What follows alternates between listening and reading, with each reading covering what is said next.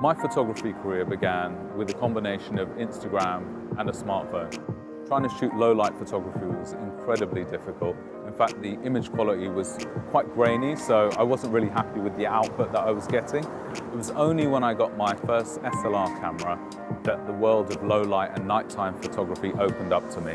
I still remember the first day I found it. I was actually on holiday in Korea, and I shot a beautiful kind of night scene, which really kind of complemented my street photography style. And then fast forward a few years when smartphones became able to shoot in low light, I just thought, you know, it's really handy that I was able to continue doing what I was doing, but just using a smartphone. When I'm looking to create an image, there's a few things that I'm looking for. Firstly, I'll spend as much time as I need to kind of wandering the streets, looking for a location. And it's normally, I'll be stopped in my tracks. I'll see a beautiful composition or frame, which I know I need to capture. Then I'll take my phone out, begin to frame it up, get the right frame together, and then ultimately I'm waiting for a person with the right clothes, the right colors to come along to just finalize the composition.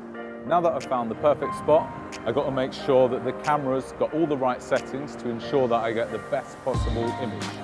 So first of all, I'm going to go from auto mode into pro mode. Pro mode's going to give me a lot more kind of settings and features to play with. I've got the ISO setting, which you want to try and keep as low as possible, because then that's going to keep the grain in your image at a minimal. Then you've got the 2 aperture settings along with the shutter speed. When I'm capturing a light trail image, I'm going to increase the shutter speed, basically play around with it a little bit until I find exactly the right shutter speed to ensure I get the right amount of light trail. One last tip, especially when you're using the camera on a tripod, is to switch on the grid lines. What that's going to do is ensure that all your kind of horizontals and landscape lines are as aligned as they can be, and that will give you a lot less work in post-production. Now that that's all set up, we're ready to shoot.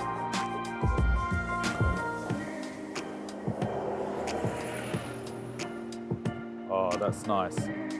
So what I've done, I've taken it down from 2 seconds to 1 second.